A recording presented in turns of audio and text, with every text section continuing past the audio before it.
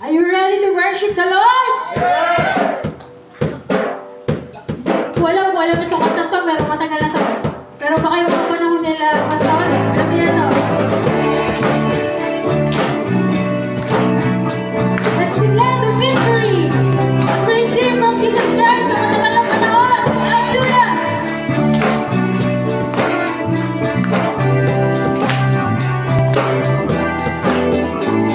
The mighty men of the tribe of Judah face the enemies. They were told by God not to be afraid. He would give the victory. He said, lift up a song and lay down the sword. For the battle is mine, says the Lord. Sama-sama na! Sing unto the Lord, make the Lord for sound, and your voices, let your praise resound. Sing a victory song, in the time of war. Trust in Jesus, no battle is done.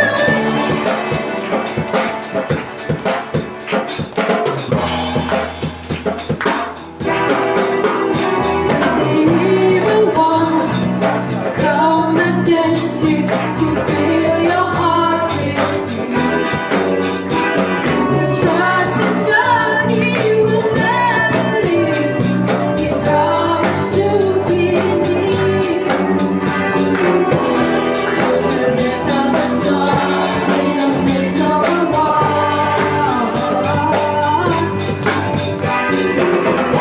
Every battle is mine, says the Lord. Sing unto the Lord. Sing unto the Lord, make a joyful sound. Lift your voices and let your praise resound. Sing a victory song in a time of war. Trust in Jesus, the battle is won. Sing unto the Lord, make a joyful sound. Lift your voices and let your praise resound. Sing a victory song in a time of war. Trust in Jesus, the battle is won. For the Lord is good, and His mercy endureth forever.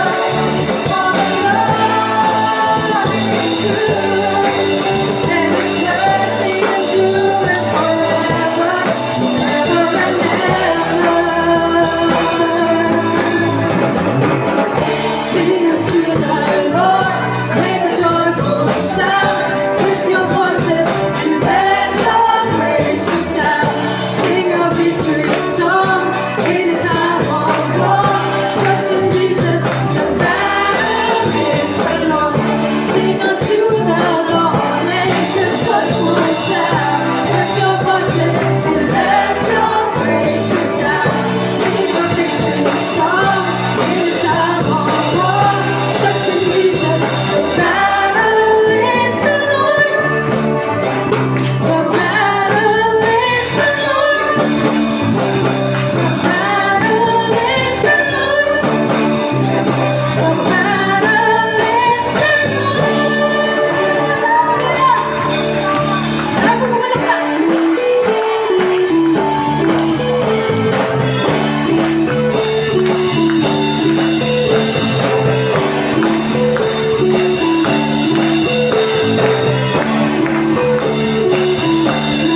God is fighting for us. God is on our side. He has overcome us. He has overcome. We will not be shaken. We will not be moved. Jesus, you are here. Oh, oh, oh.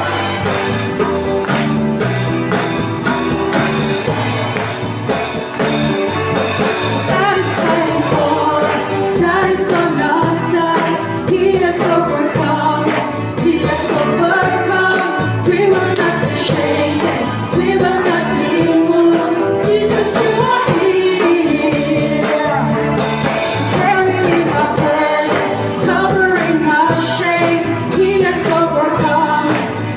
has overcome. We will not be shaken. We will not be moved. Jesus, you are here. I will live. I will not die.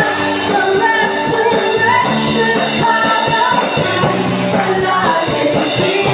And I am free. In Jesus' name. I will not die. The resurrection you have. And Christ revealed. And I am healed. In Jesus' name.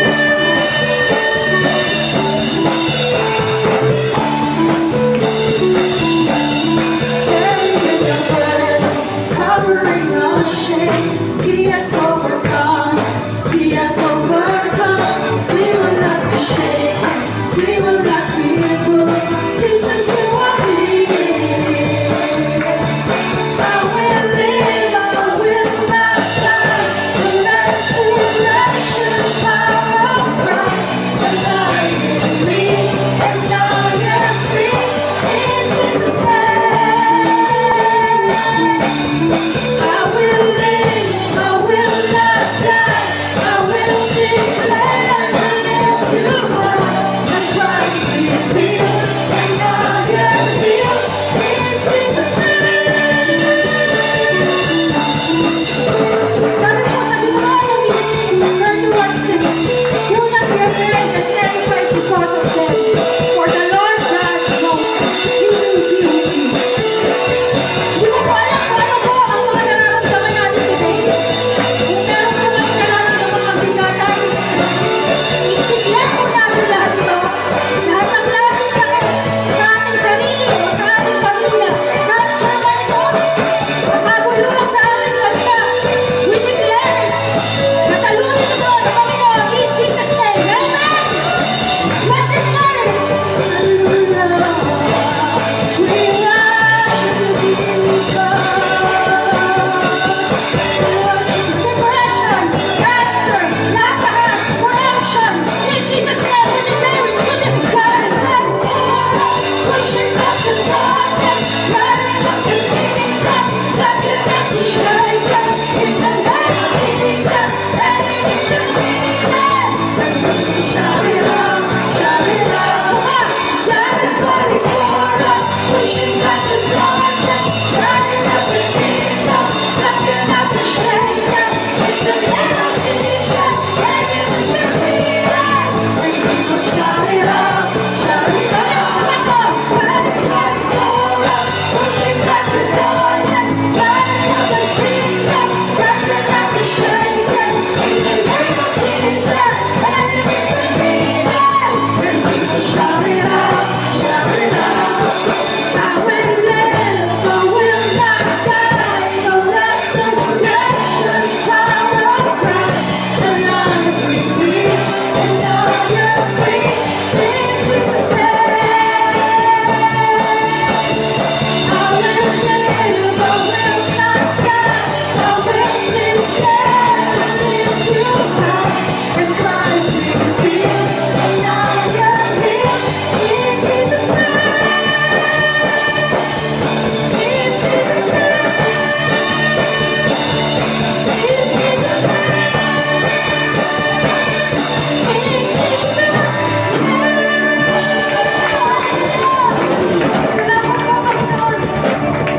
We declare the victory in Jesus' name. Let's just continue to worship the Lord. Thank you, Jesus. Salamat po, Panginoon, sa katagumpayan. Salamat po, Panginoon, sa kalakasan. Salamat, Panginoon, sa kagalingan, Panginoon. Salamat sa pag-provide sa aming mga needs, oh God. Thank you, Jesus. Tulungan niyo po kami, Panginoon. Bigyan niyo po kami ng pananampalatayang matatag, Panginoon. Hallelujah, Jesus. Thank you, Lord.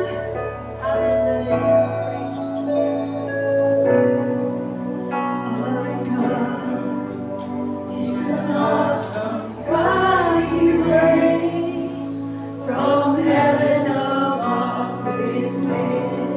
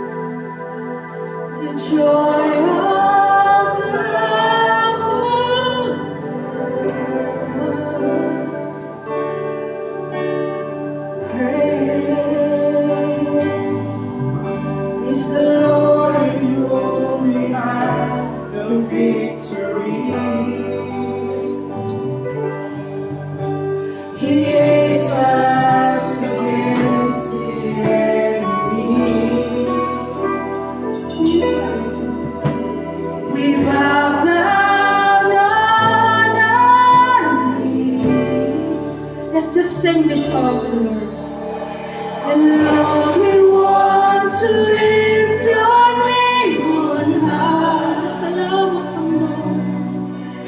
And Lord, we want to thank you for the works you've done in our lives. And Lord, we trust in your unfailing love. For you alone are God eternal, true and the heavens above.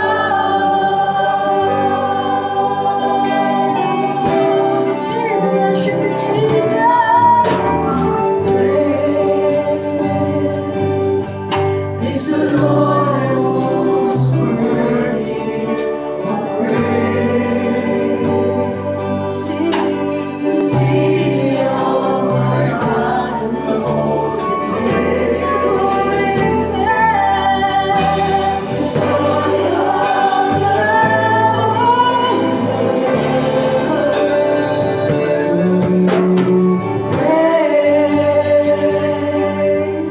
is the Lord in whom we have the victories. He hates us against the enemy. We bow down on our knees. Yes, Jesus, we worship you. And Lord, we want to lift your name on high. And Lord, we want to thank you for the works you've done in our lives. And Lord, we trust in your unfailing love. For you alone are God eternal, you are the heavens above. And Lord, we want to lift your name on high. And Lord, we want to thank you for the works you've done in our lives. And Lord, we trust in your unfailing love. For you alone are God eternal, you are the heavens above. And Lord, we want to lift your name on high. And Lord, we want to thank you for the works you've done in our lives. And Lord, we trust in your unfailing love. For you alone are God eternal, you are the heavens above. Let's just sing this song. It's galing sa ating puso. And Lord, we want to lift your name on high. And Lord, we want to thank you for the works you've done in our lives. And Lord, we trust in your unfailing love. For you alone are God eternal, true to the heavens above. And Lord, we want to lift your name on high. Lord, we want to thank you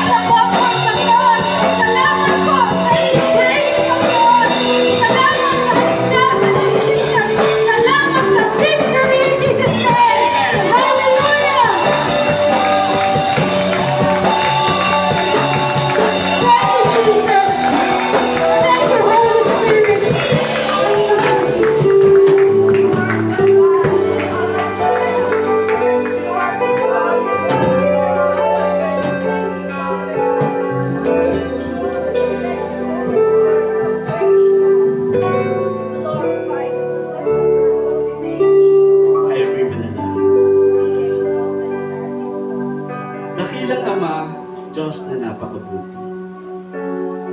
Salamat sa victory, salamat sa pagtatagumpay, salamat sa pag-iingat, salamat po sa inyong dakilang katapatan sa buhay ng inyong mga anak.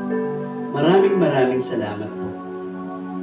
Dalangin ko, Ama, tulungan mo po na ang mensaheng ito na dadali ng inyong lingkod ay maging pagpapala po sa buhay ng bawat makakapakinig at maging hamon sa amin.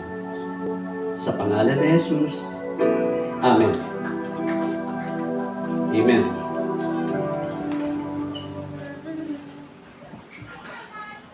Magandang umaga po sa bawat isa.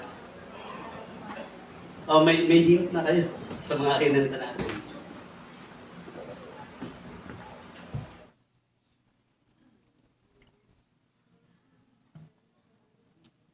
Last Sunday po kasi ang tinalakay ni Pastor Ness ay dakila si Yahweh. Tatandaan niya? Isaiah 12 na po. At sa atin pong tatalakayin ngayon ay makikita po natin na si Yahweh ay makapangyarihan at Diyos ng himala. No? Amen?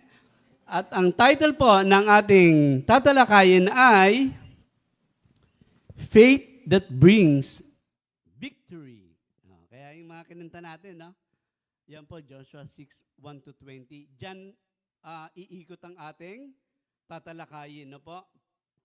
At tignan po natin sa Hebrew 11:30. Sabi, by faith, the walls of Jericho fell after the people had marched around them for 7 days. No? Dahil sa pananampalataya, ang mga pader ng Jericho ay bumagsak. Pagkatapos na sila'y lumakad sa paligid nito sa loob ng 7 araw. Mga kapatid, marami po tayong makukuha sa pag-aaralan natin. Kaya wag po nating kukwentuhan ng katabi natin at kapag nakita po natin yung katabi nating natutulog, gisingin po natin sila. Kasi pumunta po yan dito, hindi para matulog. Na po? Kundi para makinig ng salita ng Diyos. Tapos sasabihin niya, Pastor, ikaw nagpatulog niyan ikaw gumising. Sabi po, isang araw po, merong isang batang lalaki na mahilig sa puzzle. Na po? Tapos nakakita siya ng isang napakalaking puzzle. 5,000 piraso na puzzle. No?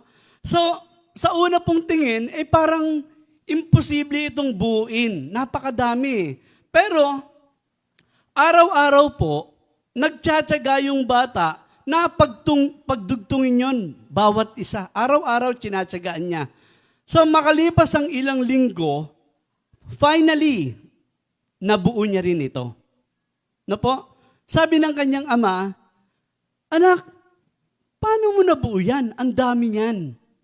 Sabi ng bata, listen, tingnan niyo sumunod lang ako sa larawan sa kahon. Sabi ng bata, kahit hindi ko naiintindihan lahat, tiwala po akong mabubuo ito kung susundin ko lang ang pattern.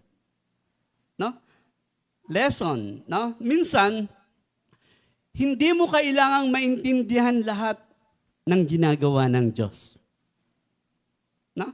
Ang kailangan mo ay pagtitiwala at pagsunod. Tulad ng kwento ng Jericho. So, yan po ang tatalakayin natin sa umagang ito. Ito po ay isang makapangyarihang mensahe tungkol sa pananampalataya, pagsunod, at kapangyarihan ng Diyos. Amen? So, ang kwento po ng Jericho, ito po ay paalala ng pagkilos ng Diyos kapag ikaw ay may pananampalataya at sumusunod sa Kanya. Now, matapos po yung pagkamatay ni Moses, inutusan po ng Diyos si Joshua na pangunahan niya po yung mga Israelita sa pagpasok sa lupang pangako. Siya na yung nag-take over ngayon. Okay? And finally, nung papasok na po sila sa Promised Land, nagkaroon ng malaking problema. No? Bago sila makapasok, ay meron pong napakalaking hadlang. Ano po yung napakalaking hadlang na yon? Ang lungsod ng Jericho. No? Kasi po, una, sabi, ang Jericho kasi ay heavily fortified city. Yan po. Isang lungsod na may matitibay na pader at malakas na depensa laban sa mga kaaway. Imagine mo, papasok sila biglang, ang taas naman ng pader. Paano natin makukubkub to, di ba? Bibigyan ko po kayo ng konting background na po sa Jericho. Ito po ang Jericho. Ito po ay kilala bilang isa sa pinakamatandang lungsod sa mundo. No po, na matatagpuan sa Kanaan. That time, no po? So, ang mga inhabitants po o naninirahan po ng Jericho, that time ay mga Canaanites. Mga Canaanites, no po?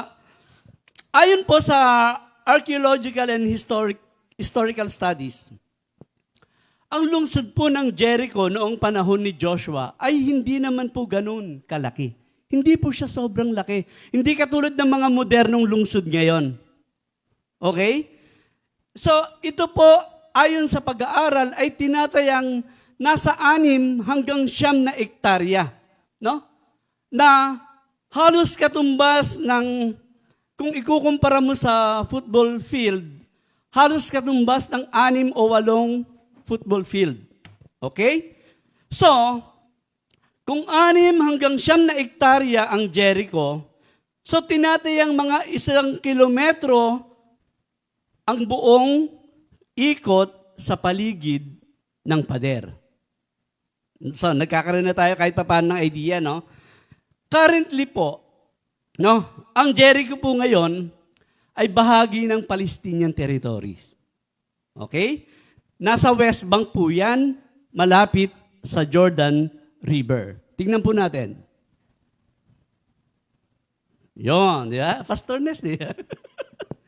Na para at least nabivisualize natin yung pinag-uusapan.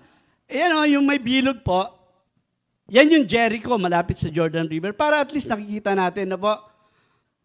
Now, bigyan ko lang kayo, no? Ang West Bank po, no? Nasakop po yan ng Israel during the 1967 Six-Day War. Yan, alam natin yan, yung mga kaidadan ko, no?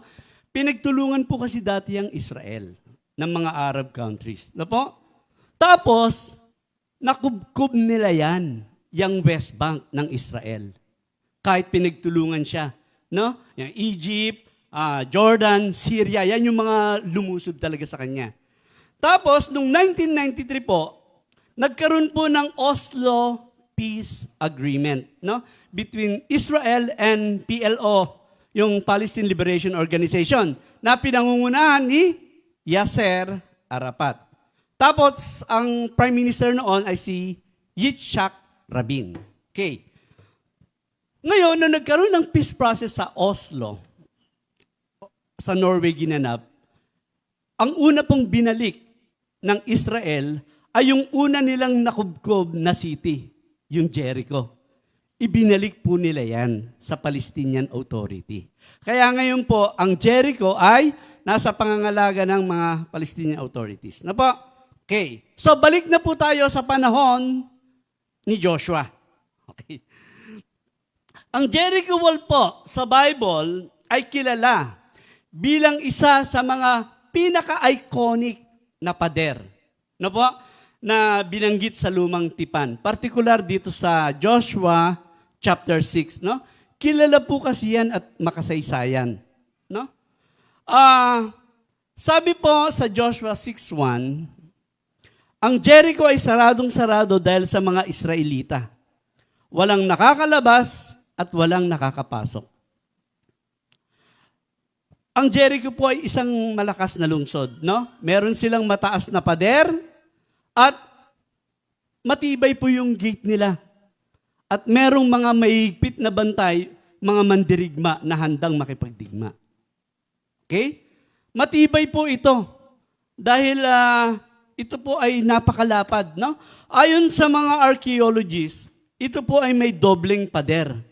Isang panlabas at isang panloob. Tignan po natin.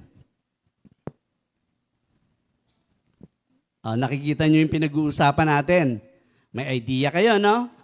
Pastorness na pastorness. So, ang Jericho ay may napakatibay na depensa. Nakita nyo? Makapal at mataas ang pader nito at mahigpit po ang bantay. Matibay yan kasi hindi po diskaya ang contractor niyan. Joke lang. Wala pa yan.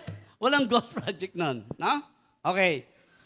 Ang taas po ng pader ay ipinapalagay nilang nasa 10 to 13 meters o nasa 33 to 43 feet.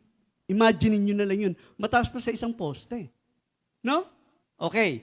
Ang kapal po ng pader nito ay sapat para yung mga sundalo ay maglakad sa ibabaw nito. Para nakikita nyo yung mangyayari, no? Kasi po, sa Joshua 2:15, sabi po, si Rahab ay nakatira sa bahay na nasa pader ng lungsod. Alam ko, kilala nyo si Rahab. Kaya tinulungan niya ang 2 espiya na makababa sa bintana gamit ang lubig. Ibig sabihin, nandun sa taas, yung bahay ni Rahab. Ay malapad, no? Kaya, sa paningin ng tao, napaka-imposible nitong pasukin o sakupin. Mataas, malapad, mga mandirigma, no? Bukod sa mataas at makapal na pader, ang Jericho po ay, sabi sa verse 1, saradong-sarado. No? Saradong-sarado. No? Pero, hindi sarado sa Diyos. Tandaan natin yan, ha? At para sa Diyos, listen, ang laban po ay tapos na. Bago pa man umikot si Joshua at ang mga Israelita sa paligid ng Jericho. Kasi, binigyan na siya ng pangako ng Diyos. Sabi sa verse 2, Joshua 6:2, akin ang ibinigay sa iyong kamay ang Jericho. Oh, see? Matibay-matibay. Mga kapatid, ganyan si Lord sa atin. Ganyan din siya sa atin. No? Minsan, hindi pa natin nakikita yung resulta, pero may nakahanda na po siyang tagumpay para sa atin. Kung tayo ay mananalig at susunod sa kanyang mga utos. Provided, di ba? May ganun di ba? So dito makikita natin mga kapatid na kahit mukhang imposible sa tao, kapag sinabi ng Diyos, tiyak ang tagumpay. No? Ibig sabihin, kapag nangako ang Diyos, tiyak na mangyayari ito. Amen? No? Ang spiritual lesson dito, mga kapatid, ang mga hadlang ay hindi hadlang sa Diyos, kahit ano pang tibay niyan. No? Sarado ang Jericho, matibay, imposibleng mapasok. No? Napakatibay niya. Talagang sa isip ng tao, mahirap talunin to, parang invincible. No? Ngunit, sa mata ng Diyos, tapos na ang laban. Pinangakuan na si Joshua Akin ang binigay sa iyo. Titignan mo, ganyang wall, ibinigay na sa akin, no? Minsan, mga kapatid, nakikita natin yung mga pader ng Jericho sa ating buhay. Ito po yung mga sitwasyon na parang walang daan palabas. May mga Jericho tayo, di ba?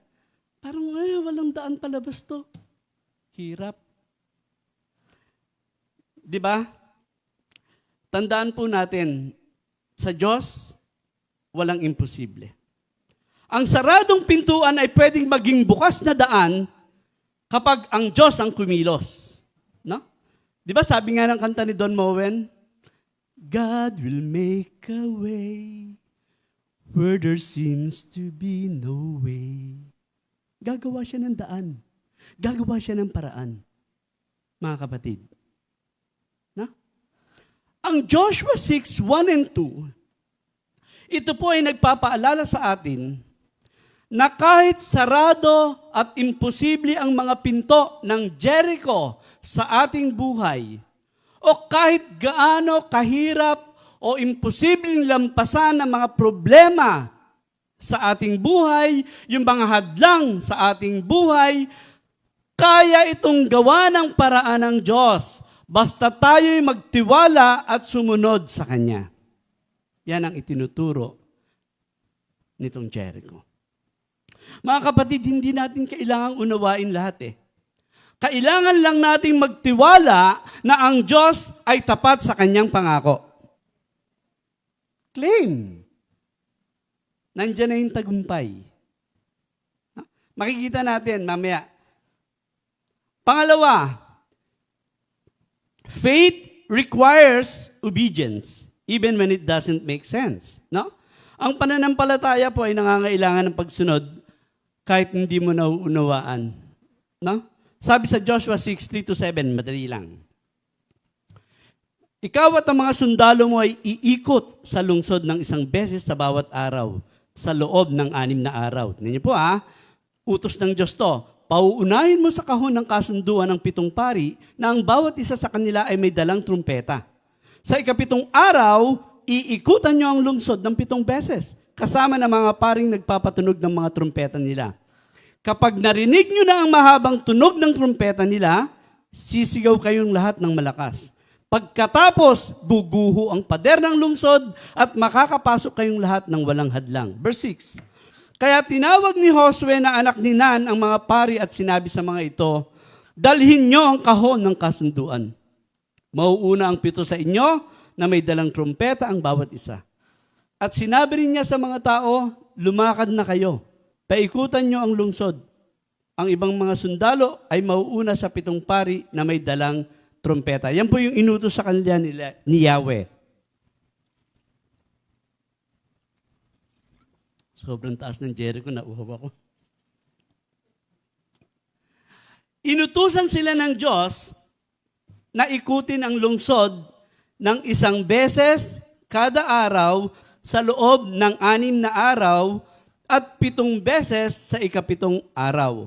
Tapos, sisigaw silang lahat ng malakas. Wala silang armas, wala silang gera agad, kundi simpleng paglalakad. No? Para po sa isang magiting na sundalo, no? Combatant yan, si Joshua. Parang military general siya, no? Parang sa kanya, parang ito ay hindi logical kay Joshua. No? Parang walang saysay, parang walang kabuluhan. No?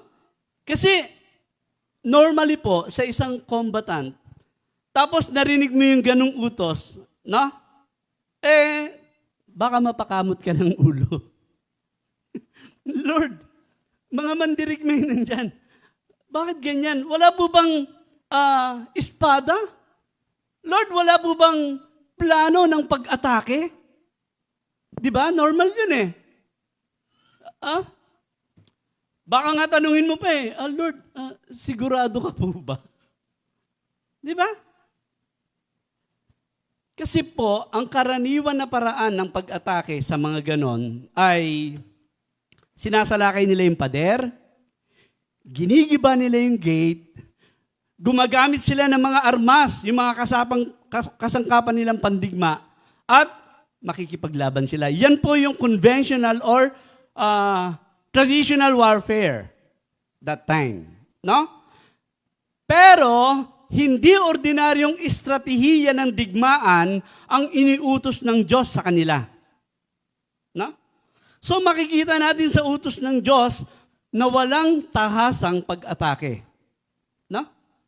Kaya, yung utos po ng Diyos na 6 na araw kayong magmamarcha paikot sa Jericho, ito po ay isang pagsubok sa pananampalataya ni Joshua at ng mga Israelita.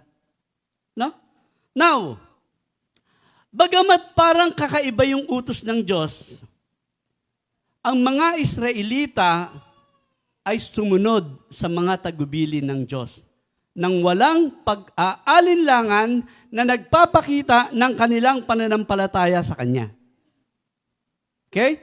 Mga kapatid, ang tunay po na pananampalataya ay hindi lang paniniwala. No? Ito po ay pagsunod kahit hindi mo lubos na nauunawaan. Okay? Hindi nila kailangan maintindihan yung plano, no? Kailangan lang nilang sumunod. Kahit na ang plano ay tila hindi karaniwan, nagtiwala po sila na tutuparin ng Diyos ang kanyang ipinangako sa kanila. Ano yung pangako? Ibinigay na sa kanila ang Jericho. No? Minsan, mga kapatid, ang mga paraan ng Diyos mahirap unawain yan. No? Nangangailangan po ito ng lubos na pagtitiwala. At kung tayo'y tapat na susunod, meron pong nakahandang tagumpay sa atin. No? Kung tayo ay tapat na susunod, meron pong himala. Kaya hindi totoo yung walang himala. May himala. Sa atin pong spiritual lesson, itinuturo po dito ng Diyos na ang tagumpay ay bunga ng pananampalataya at pagsunod. Timely message po ito sa mga nangyayari sa atin ngayon.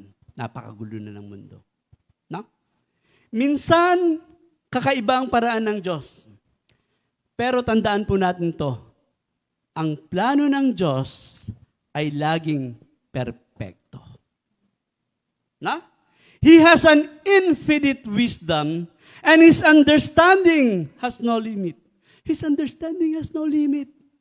Infinite wisdom. Walang limit na karunungan. Kaya ang mga plano niya, perpekto yan. No, ilagay po natin sa puso natin yan, mga kapatid. Kaya kapag tayo ay matyagang sumusunod, kahit tahimik o paulit-ulit, katulad ng ginawa ng mga Israelita, tahimik silang umikot sa paligid ng Jericho. Paulit-ulit, no? Kapag tayo ay ganon, darating ang araw ng tagumpay. At ang mga araw na yon, pag dumating sa atin, makikita nyo, ang mga pader ng ating Jericho ay tiyak na babagsak. Guguho yan. No? Tandaan po natin na ang ating tungkulin ay sumunod. Hindi unawain muna bago kumilos. No? Pakita po natin. Dahil ang tunay na pananampalataya ay pagsunod sa Diyos kahit hindi mo naiintindihan ang kanyang paraan. No? Kaya kapatid, kapag tila kakaiba ang paraan ng Diyos sa pagresolba ng problema mo, pananalapi, relasyon, kalusugan, karamdaman, magtiwala ka lang at sumunod. No? Ang kanyang mga paraan ay laging perpekto. No? Don't question that. No? Ang pagtitiwala at pagsunod sa kanyang mga utos, ang tunay na susi ng himala. So may himala. Okay? Pangatlo, the silence of faith, ang katahimikan ng pananampalataya. Joshua 6:8-14. Tulad ng sinabi ni Josue, lumakad nga sa unahan ng kaban ng tipan ang 7 paring may dalang trumpeta. At habang lumalakad, ay hinihipan nila ang mga ito. Nauuna sa mga pari ang unang hanay ng mga kawal. Kasunod naman ng kaban ng tipan ng mga kawal na nasa panghuling hanay. Samantala, walang tigil ang tunog ng mga trumpeta. Verse 10. Ngunit sinabi ni Josue sa mga tao, huwag kayong sisigaw o magsasalita man hanggang hindi ko kayo binibigyan ng hudyat. Sa usos nga ni Josue, iniligid nilang minsan sa lungsod ang kaban ng tipan ni Yahweh.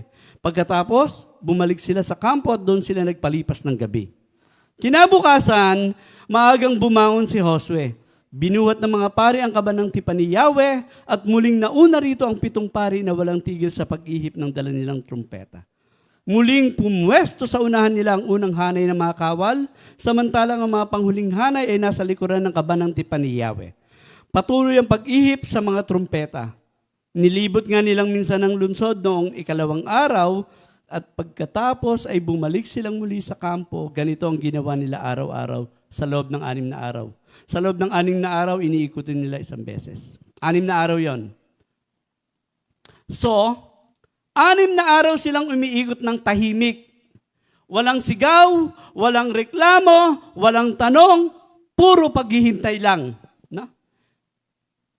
Ano ang pinapakita nito? Ipinapakita po nito yung halaga ng disiplina at pagtitiis sa pagsunod sa Diyos. Ito po ay patunay ng kanilang matatag na pananampalataya. No? Siguro, mga kapatid, imagine nyo kung tayo nandun. No? Baka day 3 pa lang. Tapos, umiikot tayo. Walang nangyayari. Ayawan na. No? Palagi ko, maraming magrereklamo sa atin. Wala naman nangyayari.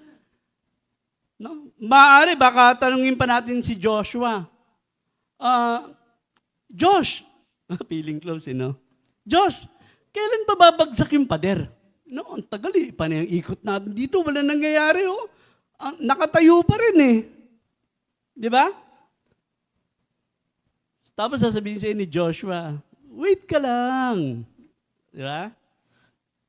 So, bagamat walang nangyayari po sa loob ng 6 na araw, listen, pero sila'y nagtiwala lang. No? Mga kapatid, sa mga panahon na tila walang nangyayari, kahit sumusunod tayo, tandaan po natin, ang Diyos ay kumikilos sa likod ng katahimikan. Ang tunay po na pananampalataya ay hindi lang po nakikita sa pagsigaw ng tagumpay, kundi sa pagtitiis sa gitna ng katahimikan. Na? So anong application nito sa ating buhay? Kapatid, baka nasa ika-6 na araw ka pa lang ngayon. No? Huwag kang susuko. No? Huwag kang mawawala ng pag-asa. Huwag kang panghihinaan ng loob. Baka nasa ika-6 na araw ka pa lang. Tandaan mo, ang ika-7 araw ay darating. No? Magtiwala ka kahit walang nangyayari. Magtiwala ka. No? Ang 6 na araw na kanilang pag-ikot sa Jericho, nang walang nangyayari, ito po ay simbolo ng panahon ng paghihintay natin. Pwedeng weeks, pwedeng months, pwedeng years. Depende sa Panginoon. Na? Kasi ngayon, lahat gusto instant eh. Na? Pag nag-pray, Lord, ganito, ganyan. Hindi naman binigay ni Lord, ayawan na. Hindi ganon. No? Kaya maging matyaga po tayo sa paghihintay, mga kapatid. No? Sabi, ang tagumpay ay madalas dumarating sa mga taong marunong maghintay at manatiling tapat sa proseso ng Diyos. Na? Pang-apat, the shout of faith, ang sigaw ng pananampalataya. Joshua 6:15-20. Nang ika-7 araw, bumangon sila ng magbubukang liwayway at lumibot ng 7 beses sa lungsod. Noon lamang nila nilibot ng 7 beses. Sa ika-7 libot, hinipan ng mga pari ang mga trumpeta at iniutos ni Jose sa mga tao, sumigaw na kayo sapagkat ibinigay na sa inyo ni Yahweh ang lungsod. Ang buong lungsod at ang anumang matatagpuan doon ay wawasakin bilang handog kay Yahweh. Si Rahab lamang at ang kanyang mga kasambahayang ililigtas sapagkat itinago niya ang ating mga isinugo roon. At wag na wag kayong kukuha ng anumang bagay na nakatakdang wasakin. Kapag kumuha kayo ng anuman, kayo ang magiging sanhi ng pagkapahamak ng buong Israel. Ngunit ang lahat ng bagay na yari sa ginto, pilak, tanso o bakal ay nakalaan para kay Yahweh at dapat ilagay sa kabangyaman ni Yahweh. Verse 20, kaya't hinipan nga ng mga pari ang mga trumpeta at nagsigawan ng napakalakas ang mga tao nang marinig yon. Bumagsak ang mga pader ng lungsod at sumalakay sila. Nakapasok sila ng walang sagabal at nasakop nila ang lungsod. Nakita niyo ba? Sa ika-7 araw, 7 ulit nilang inikutan ng lungsod. No? At nang hinipan ng mga pari ang trumpeta, sumigaw ng napakalakas sa mga tao at ang mga pader ay bumagsak. Ano po yung sinigaw nila? chicken. Joke lang. Ha? Mga kapatid, pagkatapos po ng pagsunod, sila po ay sumigaw. Isang sigaw ng pananampalataya at papuri sa Diyos. Naniniwala sila ibibigay yung ipinangako. No? Pinarangalan po ng Diyos ang kanilang pananampalataya at bumagsak ang mga pader ng himala. No? Miraculous fall. Ang pagbagsak po ng mga pader ng Jericho ay hindi dahil sa lakas ng sigaw o sa lakas ng militar ng Israel, kundi sa kapangyarihan ng Diyos. Amen. Hindi sila gumamit ng espada o hindi nila sinalakay yung pader. Effortless. God is fighting for us. Di ba? Kanina yung kanta. In the name of Jesus, enemies defeated, and we will shout it out. Na?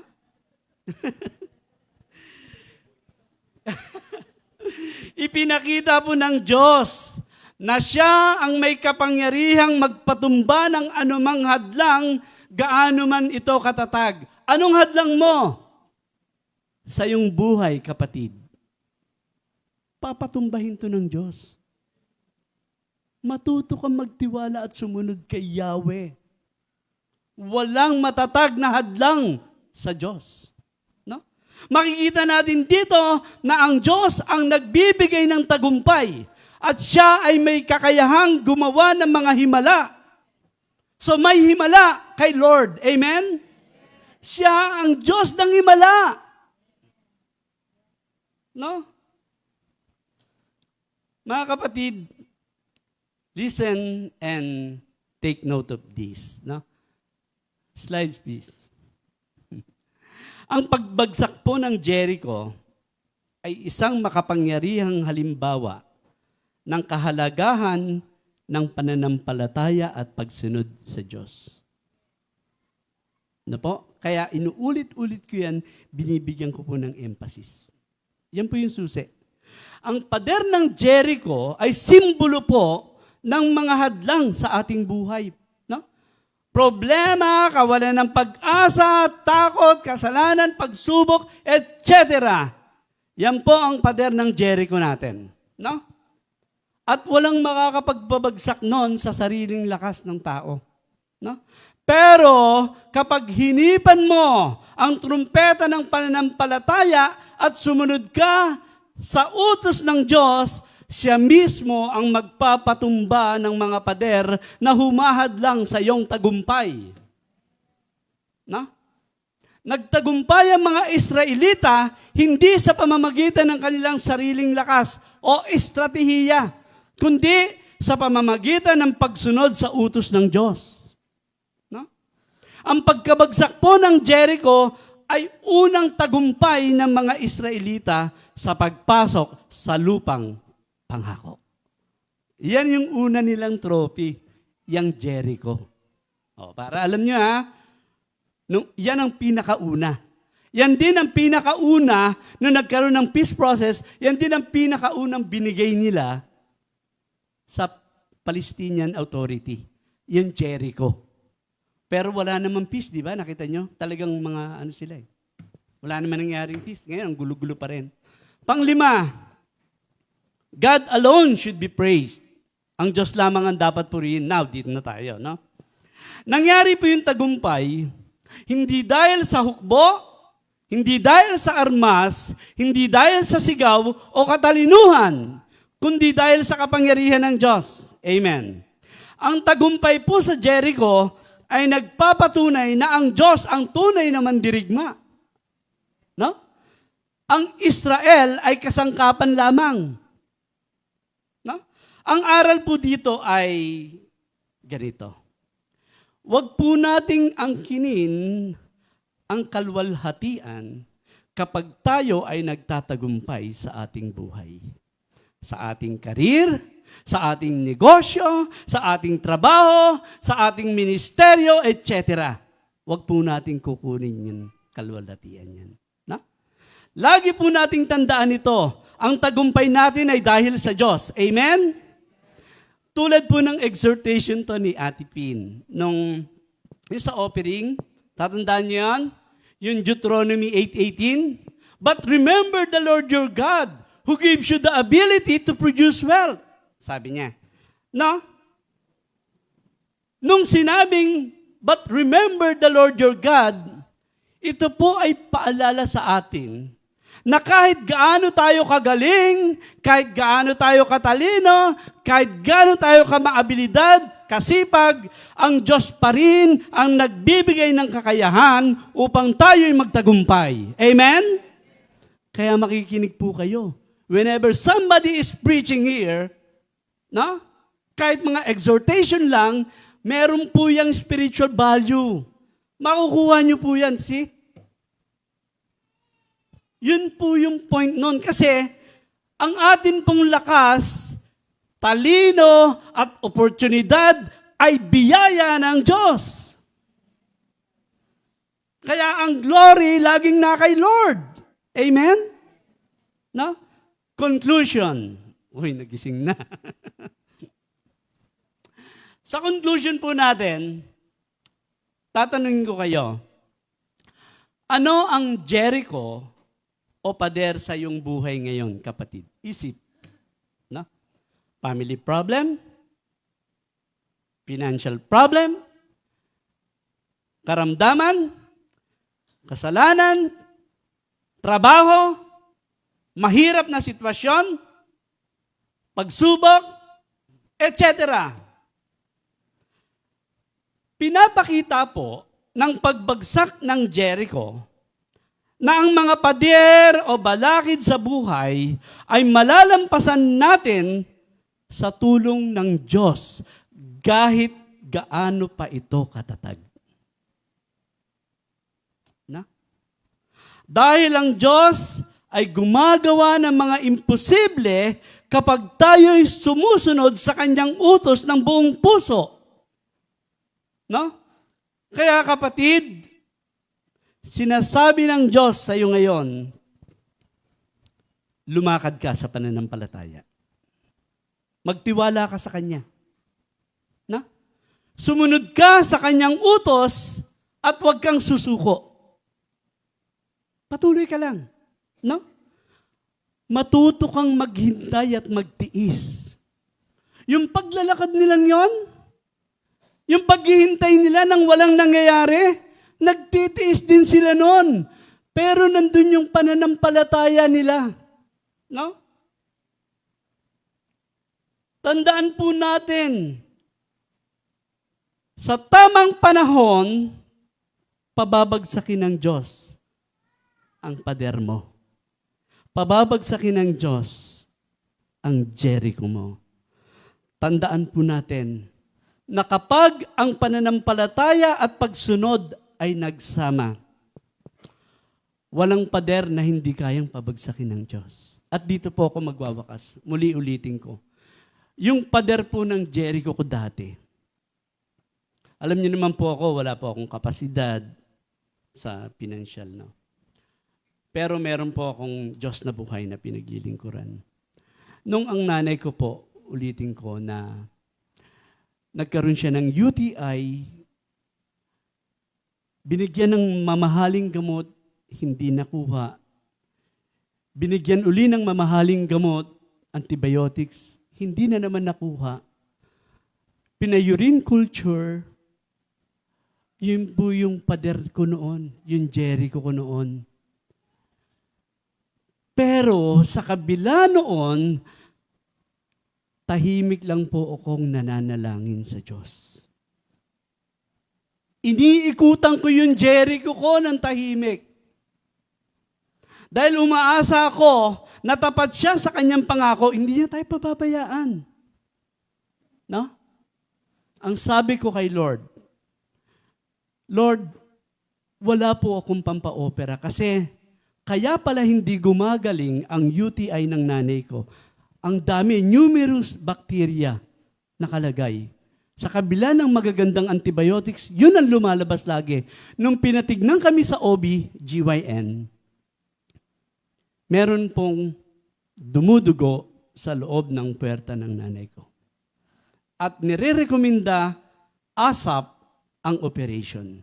At binigyan ako ng quotation ng doktor na more or less 50K. Oh, tignan niyo yung Jericho ko, di ba? Ang taas. Wala po akong kakayahan noon. Pero, nanatili po akong umiikot sa aking Jericho. Tahimik, nananalangin. Sabi ko, kasi sabi ng doktor, bibigyan muna kita ng pang 1 linggong gamot, Hemostan, para makontrol lang yung pagdugo.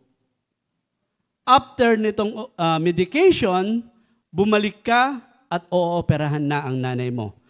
Tinignan po yan ng OB-GYN, pinakita pa sa hipag ko, confirm, meron nga. Kaya pala ganun, hindi gumagaling UTI niya. Sabi ko kay Lord, Lord, wala po akong pera, ang laki ng hinihingi ng doktor. 50K para sa operation. Tapos 1 linggo lang yung binigay na allowance. Sabi ko ngayon, nawakan ko yung Hemostan ni Mama. Panginoon, ang sabi ng doktor, temporary lang daw po ang effect nito. Lord, gawin niyo po na permanent in the name of Jesus. Patuloy lang akong sumusunod sa mga utos niya. Nagsa-Sunday service ako, nag-aano ako, basta ginagawa ko pa rin yun, gustong ipagawa ng Diyos. After ng medication, syempre, epekto yon, tumigil yung dugo, di ba? May effect. Pinatagal ko muna ng 1 linggo, 2 linggo, tinatanong ko wala nang pula yung ihi. Ma, kumusta ano? Wala na clear na ano. 1 month, 2 months, 3 months, 4 months, hindi na opera ng nanay ko. Pinatigil ni Yahweh, ang Diyos ng Himala, pinatigil niya ang dugo. Sabi ko kasi, Lord, nagtitiwala po ako na hindi niyo pababayaan ang inyong lingkod. Nakipag-reasoning pa ako, Lord, nakikita niyo po yung ginagawa ko sa inyo. Wala po akong kakayahan financially. Pero meron akong Diyos na buhay na pinaglilingkuran. In-honor ni Lord yung faith ko. God honors our faith. And faith honors God. Amen? Let's pray. Dakilang Ama, Diyos na napakabuti. Maraming salamat po, Panginoon, sa mga katotohanan ng inyong salita, Ama. Lord, tulungan mo po kaming lumakad sa pananampalataya. Kahit hindi po namin nakikita ang resulta. Tulungan mo po kami, Panginoon, at turuan na maghintay, sumunod, at sumigaw ng papuri sa aming Diyos na buhay hanggang bumagsak ang aming mga Jericho. Maraming salamat po sa pangalan ni Jesus. Amen. Good morning po.